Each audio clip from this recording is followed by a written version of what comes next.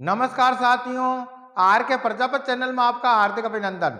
आज का जो हमारा विषय कक्षा 12 भौतिक विज्ञान फिजिक्स एनसीईआरटी का सिलेबस है और राजस्थान माध्यमिक शिक्षा बोर्ड अजमेर द्वारा संचालित कक्षा 12 की जो भौतिक विज्ञान की पाठ्य पुस्तक है, जिसका अध्याय नंबर है 7 प्रत्यावर्ती धारा, जिसका अभ्यास प्रश्न है 7.4। एक 60 माइक्रोफेरेड का संधारित्र 110 वोल्ट 60 हेर्ट्ज ऐसी आवृत्ति से जोड़ा गया है। परिपथ में धारा का आरएमएस मान को ज्ञात कीजिए। बहुत अच्छा क्वेश्चन है। नीट एग्जाम, बोर्ड एग्जाम तथा कंपटीशन एग्जाम की दृष्टि से अति महत्वपूर्ण है, इसलिए अच्छे से इसको समझना। प्रश्नानुसार क्या बात हो रही है भाई कि एक 60 माइक्रोफेरेड का संधारित्र, जो संधारित्र है उस संधारित्र की धारिता C बराबर हमें दे रखा है 60 माइक्रोफेरेड, और परिपथ के अंदर जो प्रत्यावर्ती विद्युत वाहक बल का जो वर्ग माध्य मूल मान यानी ई आरएमएस का जो मान हमें दे रखा है वो 110 वोल्ट हमें दे रखा है, तथा जो आवृत्ति है वो 60 हेर्ट्ज आवृत्ति है। आगे समझ में, तो परिपथ में धारा का आरएमएस मान यानी धारा का जो प्रत्यावर्ती धारा है उस प्रत्यावर्ती धारा का वर्ग माध्य मूल मान हमें याद करना है, यानी आई आरएमएस का मान हमें याद करना है। आगे समझ में, तो सबसे पहले हम लिखेंगे हल, और हल में लिखेंगे प्रश्नानुसार। प्रश्नानुसार परिपथ में, प्रश्नानुसार परिपथ में संधारित्र की धारिता, संधारित्र की जो धारिता यानी C बराबर हमें कितना दे रखा है भाई 60 माइक्रोफेरेड हमें दे रखा है। 60 माइक्रोफेरेड को फेरेड में कन्वर्ट करेंगे तो क्या आ जाएगा भाई, तो हम लिखेंगे 60 × 10⁻⁶ फेरेड हो जाएगा। आगे समझे, और हमें क्या दे रखा है, परिपथ के अंदर जो प्रत्यावर्ती विद्युत वाहक बल है उसका वर्ग माध्य मूल मान यानी ई आरएमएस का मान हमें दे रखा है 110 वोल्ट। तो हम लिखेंगे परिपथ में प्रत्यावर्ती विद्युत वाहक बल यानी विद्युत वाहक का वर्ग माध्य मूल मान, और वर्ग माध्य मूल मान यानी ई आरएमएस का मान हमें कितना दे रखा है भाई कि वो हमें 110 वोल्ट हमें दे रखा है। आगे समझो, आपके आगे हमें क्या दे, आवृत्ति दे रखी है 60 हेर्ट्ज, हम लिखेंगे आवृत्ति यानी स्मॉल एफ बराबर हमें कितना दे रखा है भाई 60 हेर्ट्ज हमें दे रखा है। आगे समझे, अब प्रश्न हमें पूछ रहा है परिपथ में धारा का आरएमएस मान हमें निकालना है, आई आरएमएस का मान याद करना। तो आई आरएमएस का याद करने से पहले जो धारितीय प्रतिघात है और धारितीय जो प्रतिघात है XC का मान हमें याद करना पड़ेगा। तो हम लिखेंगे परिपथ में धारितीय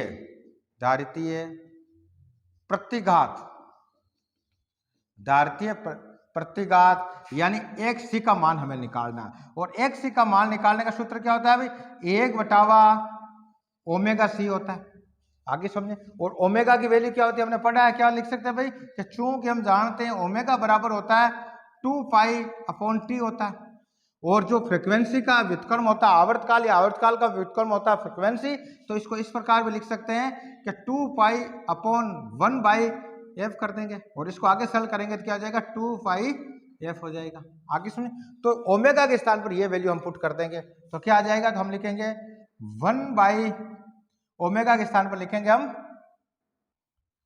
2πf/c हो जाएगा, और C क्या है कि संधारित्र की कैपेसिटी यानी उसकी धारिता है। आगे समझे, और इसलिए आते हैं हम लिखेंगे परिपथ में, अब लिखेंगे परिपथ में प्रत्यावर्ती धारा का वर्ग माध्य मूल मान यानी आई आरएमएस का मान हमें निकालना है, और चूंकि आई आरएमएस निकालने का सूत्र क्या होता है हमने पढ़ा है, क्या लिखेंगे भाई, हम लिखेंगे आई आरएमएस इक्वल टू हो जाएगा ई आरएमएस अपॉन XC हो जाएगा, यानी धारितीय जो प्रतिघात है उसका अगर उसमें डिवाइड कर देंगे किसमें, आपके प्रत्यावर्ती विद्युत वाहक बल का जो वर्ग माध्य मूल मान है उसमें उसका भाग देंगे, तो हमें प्रत्यावर्ती धारा का वर्ग माध्य मूल मान यानी आई आरएमएस का मान हमें प्राप्त हो जाएगा। तो आगे इसको पुट करेंगे तो क्या हो जाएगा, देखो भाई कि ई आरएमएस अपॉन और XC के स्थान पर हम लिखेंगे 1/ω/c हो जाएगा। आगे समझे, अपॉन में तो आगे इसको सरल करेंगे तो सूत्र क्या बन जाएगा कि E R M S into omega C हो जाएगा। आगे समझे, तो आगे जो हमें सूत्र बना वो क्या हो गया कि I R M S equal to हो जाएगा हमारे कि E R M S into omega C. तो इसको इस प्रकार लिखेंगे E R M S into, और ओमेगा के स्थान पर हम क्या लिख सकते हैं 2πf लिख देंगे इंटू सी हो जाएगा। आगे समझे, अब वैल्यू यहाँ इस सूत्र में मान रखने पर क्या लिखेंगे भाई, मान रखने पर, मान रखने पर। आगे समझो, अब मान रखो भाई तो क्या आ जाएगा, तो हम लिखेंगे I R M S equal to हो जाएगा ई आर एम एस का मान कितना दे रखा प्रश्नानुसार कि हमें वो दे रखा 110 वोल्ट, तो 110 वोल्ट ये आ गया इंटू 2 पाई का मान होता है 22/7, ये हो गया 22/7। आगे समझे, इंटू एफ का मान हमें कितना दे रखा कि एफ का मान हमें प्रश्नानुसार दे रखा 60 हेटज, ये 60 हो गया इंटू धारिता कितनी दे रखी है हमें कि 60 × 10⁻⁶ फेरेड हमें दे रखी है, तो हम लिखेंगे 60 × 10⁻⁶ फेरेड हो गया। आगे समझ, अब इसको सरल करो भाई, देखो जो संख्या करती है उसको काट देते हैं, तो इसमें यह होगा भाई आपके, इसको अरेंज इस प्रकार भी कर सकते हैं। देखो इसको करेंगे 11 × 10 कर देंगे इंटू 2 × 22 हो गया इंटू 6 × 10 इंटू 6 × 10 इंटू 10⁻⁻⁶ हो गए, इस प्रकार लिख सकते हैं। और अपॉन में क्या भाई, क्या अपॉन में 7 है। आगे यहां तक समझ, अब देखो इनको कर लेते, 11 को 2 से मल्टीप्लाई करेंगे 22, और 22 को 22 से मल्टीप्लाई करो, और 6 को 6 से मल्टीप्लाई कर दो। इसको इस प्रकार में लिख सकते हैं, देखो 11 दूना 22, तो हम इसको यहां लिख सकते हैं कि I R M S equal to हो जाएगा आपके 22 इंटू, ये हो गया आपके 22 इंटू 22 इंटू 6 को कर देंगे 36, ये हो गया 36 इंटू, अब देखो और क्या बचा भाई संख्या, अब 10 प्लस का 1 प्लस के 2 और प्लस के 3, यानी 10⁻+3 इंटू 10⁻⁻6, और अपॉन में आ जाएगा आपके 7।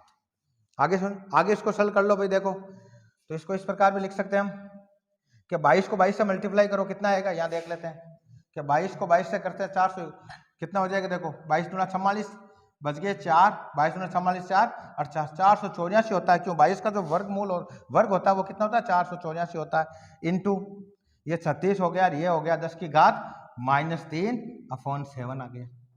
अब देखो जो संख्या कटती है उसको काट देते हैं, इसमें से कोई संख्या कटेगी नहीं, तो हम क्या करेंगे कि 36 को इससे मल्टीप्लाई करके 7 का भाग दे देंगे, देख लो कितनी बार जाएगा। देखो यहाँ करते हैं हम कि 484 इंटू 36, 6 चौक 24 बच गया 2, 8 चंग 48 2 50 बच गए 5, और 6 चौक 24 और 5 29 हो गए। अब 3 से मल्टीप्लाई करो, 4 3 12 बच गया 1, 8 3 24 और 1 25 बच गए 2, और 4 3 12 और 2 14, ये हो गया, तो 6 2 4 और ये हो गया 6 1 7, और ये वैल्यू हमें प्राप्त हुई 17,426।